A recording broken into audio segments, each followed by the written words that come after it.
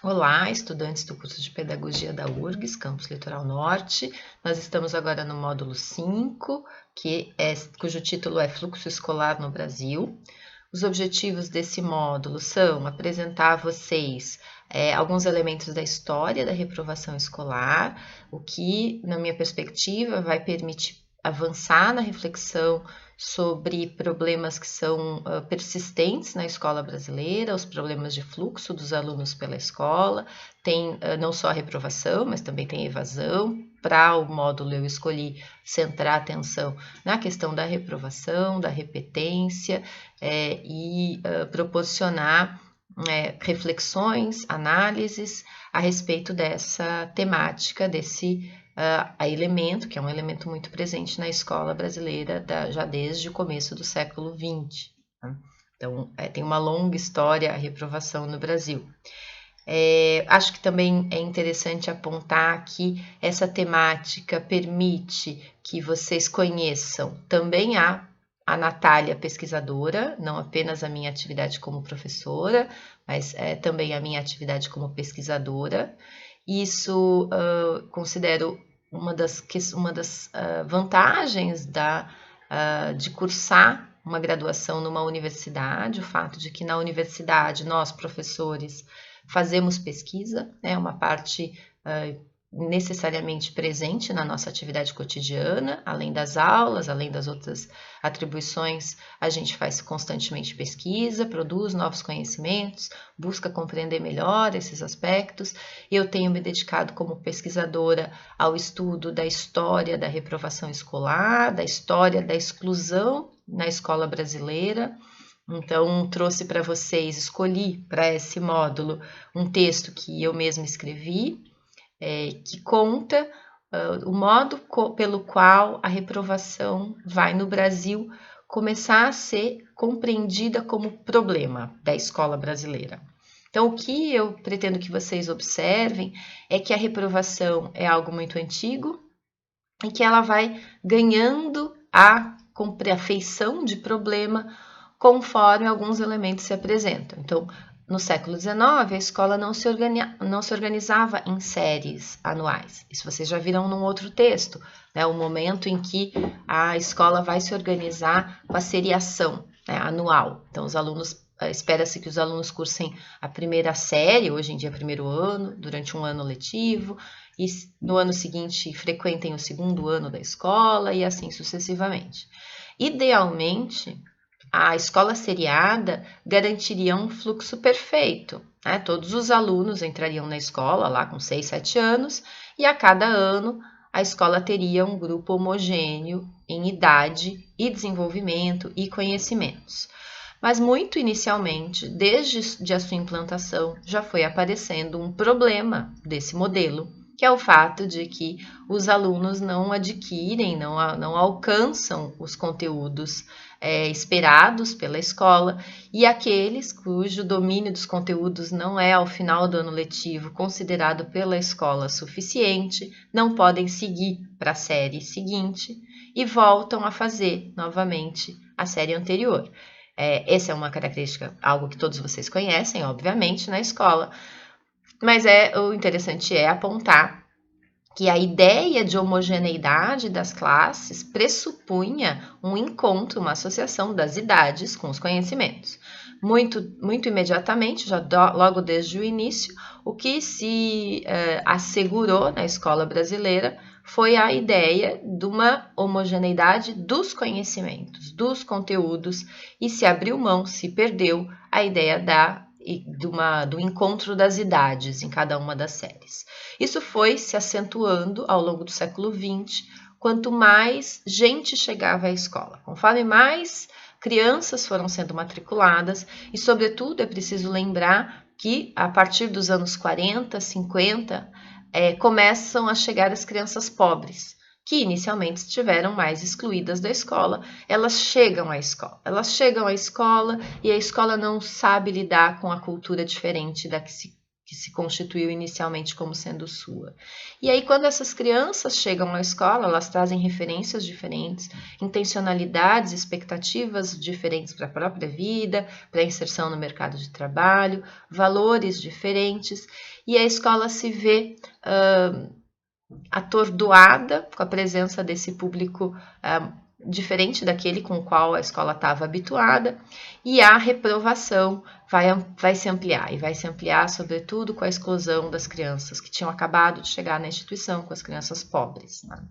E aí isso ganha uma feição, um tamanho imenso, porque lá nos anos 70, nos anos 80, a quantidade de crianças reprovadas é muito, muito grande, e vai se consolidando uma situação, um adoecimento quase do sistema escolar, que vai ganhar o nome de repetência, né? Vira tão comum as crianças repetirem e terem que refazer a série anterior, ao ponto de que é possível falar de uma repetência, de algo que acontece comumente na escola. Então, a minha intenção é que vocês parem um pouco para pensar a respeito disso. Então, a leitura do texto vai permitir conhecer um pouco como é que a gente chega a esses saberes, como é que a pesquisa é desenvolvida, né? Então, é muito mais no sentido de dar a vocês a oportunidade de ver o processo da pesquisa, né? Que tipo de elemento o pesquisador considera, analisa. E para associar a essa leitura, que é uma leitura da história, da reprovação, eu coloquei também no Moodle um vídeo que apresenta um texto da Ruth Rocha. O texto se chama Quando a Escola é de Vidro. É um livro é uma parte de um livro muito bonitinho, e a reflexão que ela faz é muito pertinente para discutir essa temática. Ela escreve esse texto nos anos 80, então justamente naquele momento em que a reprovação aparece como um grande problema, exclui uma parte expressiva da população, e ela vai propor, então, a discussão sobre a escola e a capacidade que a escola tem ou não tem de atender a diversidade dos seus alunos, de receber os alunos que são diferentes, todos eles, cada um nas suas diferenças. Então, vejam esse vídeo, ou se vocês têm acesso ao livro, leiam esse texto, que é um texto da literatura infantil, mas ele tem a vantagem de nos dar uma imagem, uma ideia, associar os sentimentos à reflexão intelectual que a gente faz. Como atividade, o que eu estou propondo, o que eu estou pedindo para esse módulo é que vocês façam uma pesquisa em jornais e que localizem jornais diários, os jornais que circulam, pode ser no Rio Grande do Sul, podem ser jornais que circulam em outros estados do Brasil ou que circulam nacionalmente, e que busquem nesses jornais alguma matéria recente, pode ser dos últimos 5 anos, 6 anos, sobre reprovação escolar ou temáticas associadas a essa. Então, não vai faltar matéria. O estado do Rio Grande do Sul tem recorrentemente publicado sobre essa temática. O Rio Grande do Sul é um estado em que a reprovação é muito alta, então não é raro que a mídia aborde esse tema e produza matérias jornalísticas sobre isso. Se vocês tiverem dificuldade de encontrar em jornais a temática, aí entrem em contato com os tutores, que há outras possibilidades, a gente ajuda na busca, mas é bem interessante que vocês exercitem essa pesquisa, né? Pesquisar sobre uma temática da área de educação, e aí sim a pesquisa na internet para localizar uma matéria jornalística. Pode ser também em papel, vocês podem, se vocês têm acesso a jornais. O problema é que o jornal é algo que a gente vê no dia a dia. Se vocês não recortaram, não guardaram uma matéria sobre essa temática, talvez vocês não encontrem durante esta semana uma publicação com esse tema, né? Então, o mais provável é que vocês achem nos arquivos dos próprios jornais. Os jornais disponibilizam na internet as suas matérias mais antigas. E aí, o que vocês vão fazer? Vão fazer um trabalho em duplas, né? Então, não é cada um fazendo o seu, encontrem-se com alguém para que vocês leiam essa matéria jornalística escolhida e escrevam uma análise crítica sobre ela. Então, como é que a gente produz uma análise crítica? Novamente, eu indico para vocês que eu coloquei no Moodle algumas dicas de escrita. Esse trabalho eu espero que ele tenha no mínimo uma página escrita, no máximo 2, então é um pouquinho mais desenvolvido do que a escrita que eu pedi para o módulo anterior. Vocês vão necessariamente apresentar essa matéria jornalística, fazer um resumo dela, porque a gente não sabe que matéria é essa, então é preciso dizer em que jornal foi publicado, em que data, aborda que aspecto da questão, né? Traz quais argumentos prevalece, será nessa matéria que vocês localizaram, uma abordagem que defende, né, a perspectiva de uma reprovação alta, como algo que sustenta a qualidade do ensino, que garante a qualidade do ensino, ou prevalece nessa matéria de jornal uma compreensão de que a reprovação é nociva para o funcionamento da escola e prejudicaria os alunos. Então é preciso apresentar essa perspectiva, isso já é uma análise, já é uma leitura atenta daquilo que a matéria traz.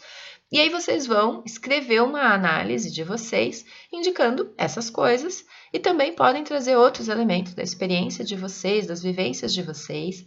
Quando a gente produz uma análise, a gente precisa de outros elementos, né? Então, além da matéria jornalística, vocês vão precisar associar, vão precisar mobilizar outros materiais ou outras leituras. Podem ser leituras muito antigas, podem ser só da experiência, sim. Eu sempre acho que a experiência é pouco para uma análise, mas é um bom começo, né? Contar como na escola em que vocês estiveram ou nos espaços que vocês conhecem, se isso condiz com o que a matéria jornalística apresenta, se não condiz, isso também é válido, mas é importante passar para além disso, né? Então, podem buscar outros comentários também na internet, outras opiniões, outras apreciações, eventualmente outras informações que complementam a matéria jornalística, porque na análise uma coisa interessante é se a gente consegue mostrar alguma contradição, por exemplo, na matéria jornalística se diz, se apresenta algum aspecto, alguma parte dessa questão,